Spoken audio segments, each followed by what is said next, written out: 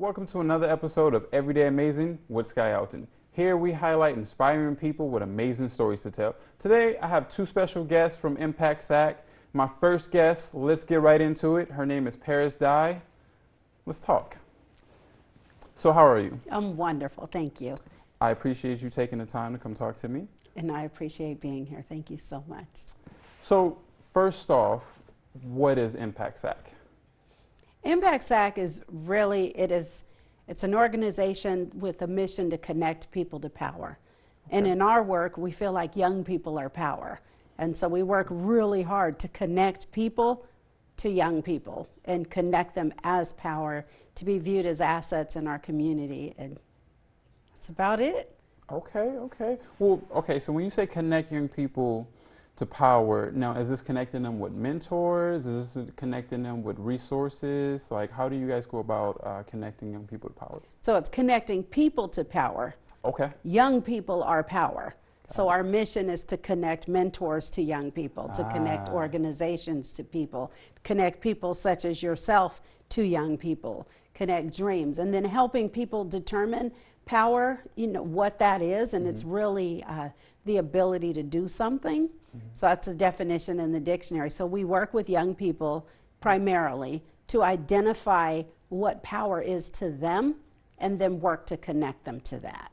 I think that's amazing because, like you just said, someone like myself, it starts out young, right? Right. I, always kind of knew I wanted to work in like the entertainment industry, and it would have been amazing to have someone or a resource like Impact Sac to kind of help me along the way. I think I'm doing okay, but it would have been a lot smoother had I had, a program and the resources to kind of help guide me. Right. So the fact that you guys are doing that in the community, I think is an amazing thing. Another question that comes up is, how long has this program been running? We actually started about 10 years ago. Okay. Yes, we started as a small ministry in a church. Wow. Yes, and it was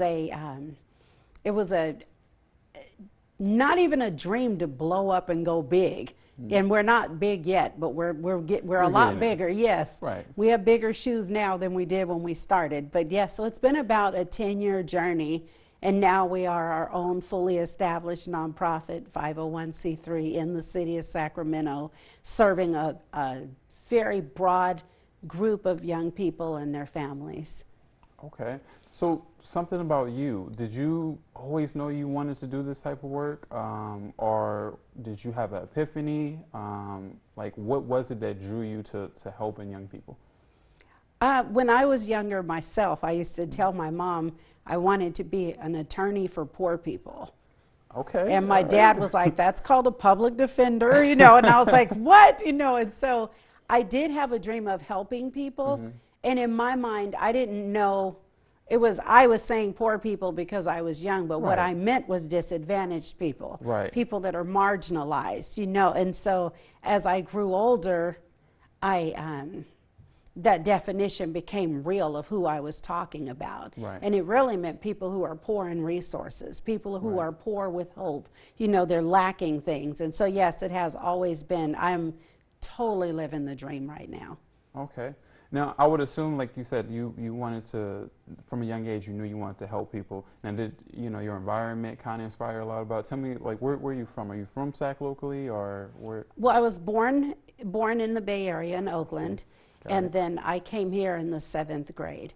And my mom, I call him my new dad, but they've been married 40-something years now. But my mom and dad, when they got married, I was 4 or 5, and I lived a beautiful life. I mean, between the two of them, he provided. So it was like an overnight change of lifestyle for us. And so I think I've always been, I was raised to like, you can achieve anything. Nothing can stop you, and so I had a lot of encouragement, I had encouragement, I had resources, I had love, I had support.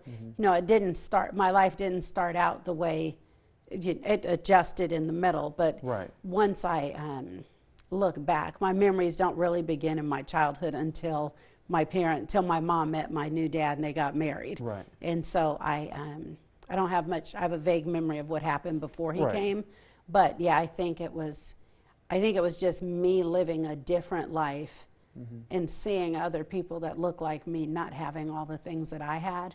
And it just inspired me to do something. I think that's key, because what you just said about how, like, towards the middle, right, where you started to get a lot of that love and support, and then the resources, and so you having it, and you wanting to spread it, and then I think that to me is really key, because what I'm hearing is you want to spread that, right, because it was such a great impact on you that it's like, listen, I want other people to feel what I feel. I want other people to kind of have that too. And so, the fact that you guys are, growing, like I said, sometimes when you first have an idea and you want to do great things, it doesn't just blow up, right away. And it takes time. And I like the fact that you guys are staying at it, and, you guys haven't Can't stop. Yes. Can't yes, stop, you cannot, won't stop, right. You cannot stop.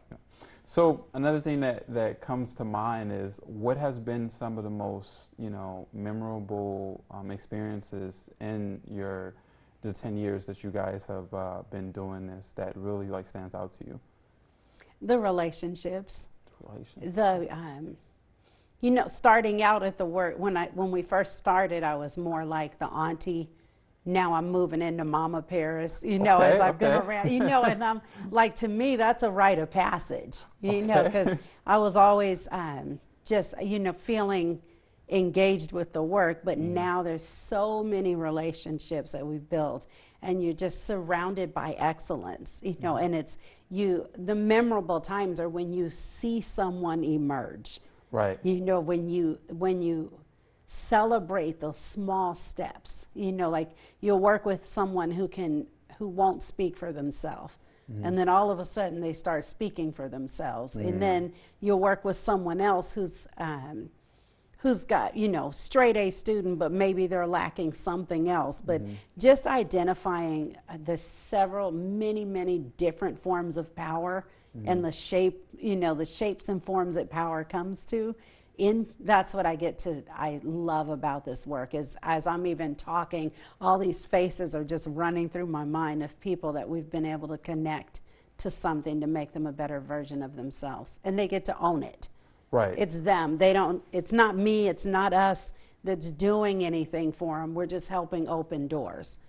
So it's like a big confidence booster, it sounds like, too. Yes. Being able to become their true selves, right? Yes. Allowing them to flourish and open up so they can go and do great things. And do whatever it is they think they can. I was told I could do anything. Right. There's nothing that you can't do. And I took advantage of that. I didn't, in the not the great way. I didn't go, oh great, I want to be the president, or oh great, I want to. I was more like, yeah, whatever. But now I see people, and I know people would give their right arm for the opportunities that I passed up when they were available to me as a young person. So it's really about finding those people that are seeking them out and really encouraging and inspiring them. Not working with, but like if a parent or a friend or family has an inspiration or a dream for a young person and they want that dream, there's nothing like connecting directly with the young person who has the dream themselves. Right. And then empowering them with the skills and the tools and the passion to go after their dream so that they feel like they did it. And then we're in a position where it wasn't us, it's them. Right. Do you think that has been missing from a lot of the youth in the community, like that support and background? Like what are some of the reasons why you think some of the youth don't achieve the things that they want to achieve and become their true selves? I would say it is we don't always. Like right now in the world today, we are still tearing down systems. Yeah. Tearing down systems. So why not work with them now so that when the young people become adults, they don't have to tear down a system to make it right. Let's see what are you going to build when you're in a position to bring about change. And so I think that we're lacking not considering young people as experts in fields of areas that affect them. So ask them. You know, they know, people know what they need. You know, they might not know how to get it, but they know. They know what they need. Intrinsically, they know what they need. And why spend all the years tearing down a system? I don't want to build a system that people are going to come behind me and have to tear down. I want to start building, and then someone can come along and take the torch from me and continue building. Right. You know, there's so many systems in place that we've come along and taken the torch and continued building, and I want to be a part of that legacy. That's amazing. I think what comes to mind when you talk about that is I had a very good supporter. My grandmother was one of my biggest supporters, and I think what helped me and inspired me so much is she allowed me to be me, right? Yes. And so in allowing me to be me, I was allowed to fail if I wanted to. You know, you know what I mean? Like she allowed me to fully flesh out my ideas, and she never she never denied any of the creative wise. She never tried to stand in the way of it. You failed forward. Exactly. Yeah, you exactly. failed forward every failed time. Forward. Yes. But in doing so, I learned a lot, right? It's not, because if you learn something from it, it's not necessarily a failure, right? And Correct. so I agree with you that I think if you give that to the youth early, I think you'll see it makes a big impact. Thank you. So yes, I think that's amazing. Now I'm told that you guys also have you brought some footage Yes. today. So I want to see if we can, show the viewers out there Perfect. the footage that we have. I think it's a video, right, of Yes. how you guys are trying to Yes. help. Okay. It's actually an application. We applied for a funding opportunity, Okay. and we made a video as our application. Okay. Well, let's get into that video. Let's take a look. The goal of Futures is to support vulnerable youth to create pathways to healthy futures and college or career success. Impact Sac is up for the challenge.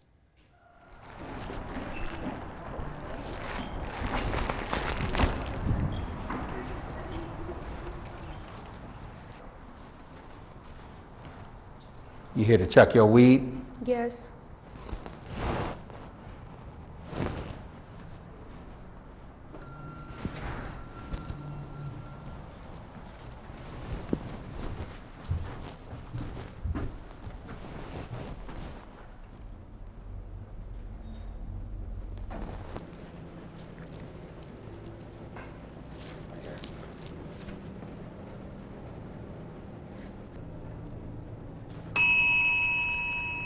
Are you here to chuck your weed? Yes. Why? Because marijuana has harmful short-term effects. And do you know that it has damaging long-term effects too? Yes. Do you know that smoking weed at a young age can alter your judgment and lead to making poor decisions? Yes. Do you know that smoking weed increases paranoia and psychosis? Yes. Do you understand that smoking weed can be addictive? Yes. Do you know that smoking weed alters brain development? Yes. Do you know that smoking marijuana reduces youth's life outcomes and damages relationships? Yes. Let me call Boss Man.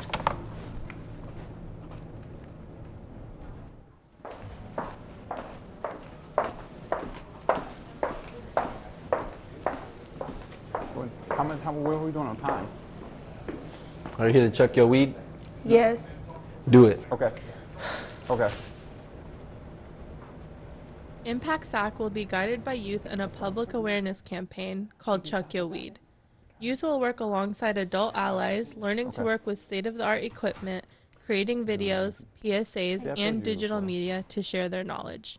Our mission, aka our vibe, is to connect people to power. And in this case, knowledge is power. My name is Veronica Boulus, Programs Director at Impact Sac. Thank you for considering us for this futures opportunity. Hashtag Chuck Your Weed. And we're back. Wow. So just from that video right there, I can tell that you guys are really like in the community, because that, as we know, in this generation, especially in California with weed being legal, it's out there with the youth. For underage youth, yes. Yeah. So you know, you guys making this video to kind of help, you know, steer away from, you know, something like that. Have you so far? Have you guys seen a lot of, you know, impact from that? Like, have you, you know, seen some return on, you know, basically getting the word out there that, hey, you know, being underage and smoking isn't really like the way to go right now? We have a lot. We're doing that, and then also some other stuff on smoking and vaping. Yes. And so yes, we're seeing not quite the return yet because we're just getting started. Got it. Just getting like our feet wet into this, but we're doing some podcasting, video making, and then in the process connecting people to power. Like Jade in the video, she wants to be a model. Okay. So we hired her to be a model. So now she's a professional model as a result of helping us make this video. So we're hoping to inspire a lot more people, not only to be aware of the dangers of, you know, underage recreational marijuana, alcohol abuse, but also attach the awareness to their dreams and fulfilling other ideas and more positive life choices that they can make. It's almost like a youth trade school. You Yes. know, because Yes. you know, because they're getting their feet wet, you know, early on, and so that allows them to know, for one, if this is something they really want to do, and two, if it is, they're already, you know, getting the experience. Yes. So I think that's amazing. One last thing before we go to a break, I just want to ask you, in the next couple of years, what are your goals? Like, what do you want to see impacts? How do you want to see Impact Sac grow? I want to see young people taking over. I want them to retire me. Okay. You know, like I want them to retire me, to sit me down. That's what I would love to see, and really just fade further and further into the background and watch young people just take over and just do it. So that's what I want to see. Myself retired. I think that's amazing, and you know, I think in the next, you know, maybe, who knows, 5 years, I think, you know, we might see that. I'm not going anywhere, but I would love to see them. I would love the less that I do, the better. You know, the more they do. The less I'm doing, the more our young people are doing. That's what I want to see over the next few years. Okay. I think that's amazing. Thank you so much for taking the time to, you know, share your message. We're going to take a quick commercial break, and then when we get back, we'll have our second guest from Impact Sac, and we'll talk more.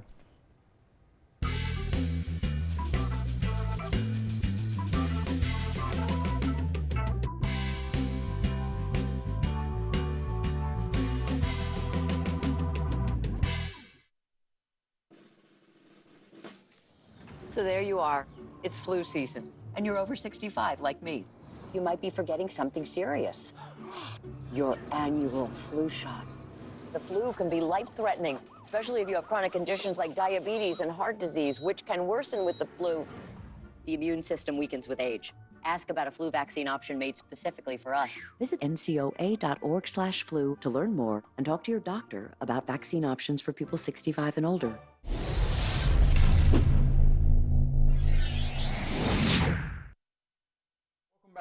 I have my second guest from Impact Sac. Her name is Veronica Boulus. Let's get into it. So, thank you for taking the time, Veronica. Yeah, of course. Thanks for having me. Really excited. Okay. So, tell me what your role is at Impact Sac. So, I'm the programs director here at Impact Sac. I started about a year or two ago, and it's been a really cool journey so far. Okay. So, what does that mean, program director? Tell me a little bit about what you do there. Yeah, so as a program director, I'm kind of mainly working with the youth and our staff to make sure that our programs are running efficiently. Some of the programs that we work with are pretty much, we do like mentoring for youth, tutoring, we have pop-ups. We recently went to a Kings game last week, actually. How was that? Yeah, it was so cool. It was really fun. We had about 60 youth there. Everybody had a really cool time, and we had a VIP court experience after, and it was such a different experience for our youth. Was that their first time going to? Okay, so yeah, their first time. So we got to be on the court, take pictures, do free throws. It was really awesome. Wow. Yeah. I need to, be there at the I next thing. know, I need to right? come check you guys out.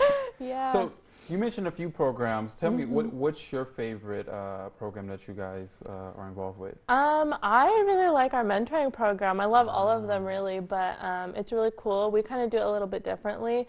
So, we're just here for youth, whatever they want to talk about, whatever they may need. We're just here to kind of listen to them. A lot of times with mentoring programs, there's like a super strict structure going on, but with us, it's just kind of listening to them and, connecting them to the power that we always talk about. It's amazing. Yeah. So how did you get into this type of work? So I graduated Sac State with my social work degree. I've always had a passion with helping others and, sharing resources with people. So I saw that I could intern for Impact Sac, and I did, and I really loved it. They hired me on, and ever since then, it's been great. It's been a dream come true. Yeah, Okay. definitely. And so you said you graduated from Sac State, but before that, was this like, did you grow up around family who worked in this type of work? Were your parents in this type of work? I didn't. My parents, I grew up with my dad being a construction worker and my mom working in the hospital. But just growing up when I was younger, I always had a passion with just helping people and supporting others. And I also come from an immigrant family, so I've always been kind of the one that everybody looks to connect them to resources or to help them figure things out. So I feel like I've kind of been doing this my whole life.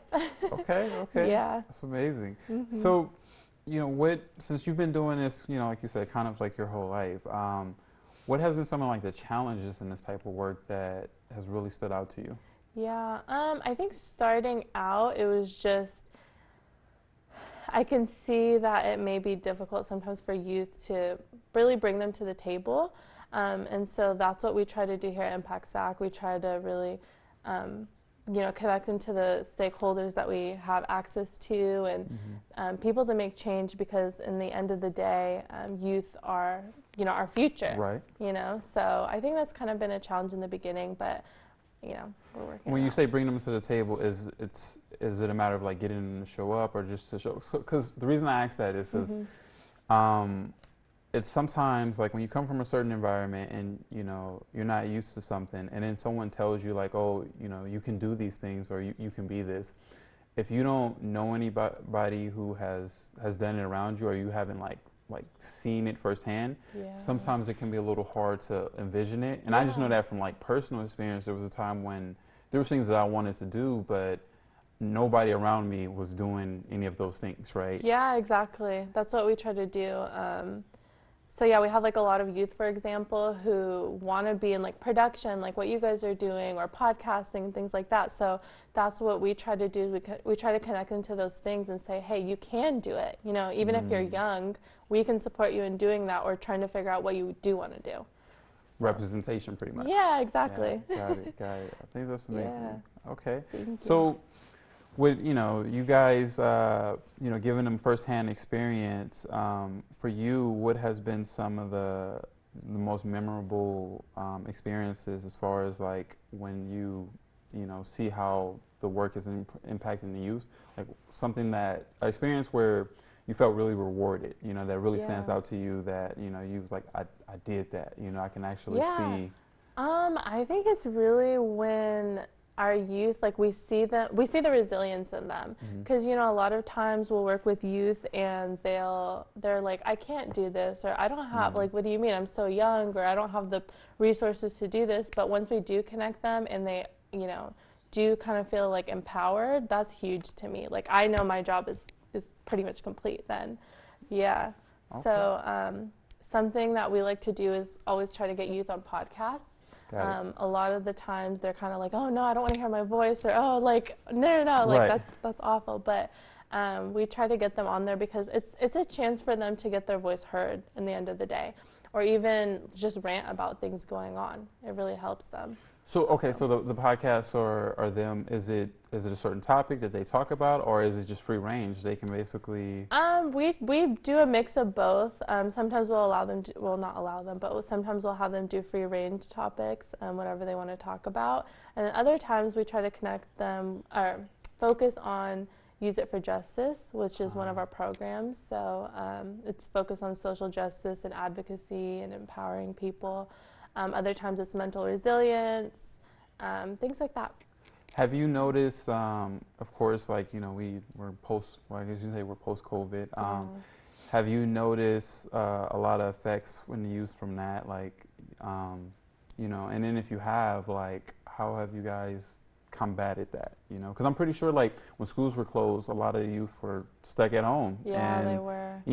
Missing that interaction with other people, and that can be a lot for for young people, right? To not have that interaction, to not be around friends like that, and not be able to get out and kind of experience the world, right? Because a lot of people were like locked down. So yeah, exactly. Can you talk about that a little bit? Like, how has that like affected like the youth from what you've seen? Yeah, of course. I mean, of course, everyone during the lockdown kind of felt, isolated and kind of alone. So during that time, we did have a lot of youth reach out to us, which was really empowering to me too. I was like, wow, like they're not just, ignoring everyone or like forgetting about us. So during that time, they did feel alone. So we tried to connect with them even more.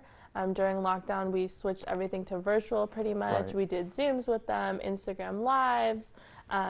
When we were able to do stuff in person, we connected with them again. But yeah, it's just a matter of trying to connect with them. Well, I think you guys have, did an amazing job, of course, because, you see that we're back in person and you guys are still at it. And so I just want to thank you again for, spending the time to, spread your message and, hopefully, from this, more people reach out, more youth get, contact you guys. And I think the work that you're doing is really impactful because, I mean, although I didn't go through your program, I can see the benefits of it because, like I told Paris Dye, if I had someone to kind of show me the things early on, who knows? Maybe I'll be on ABC by now or prime time. Yeah. So I want to say keep doing what you're doing, and I think it's amazing. Thank you so much. I really appreciate that,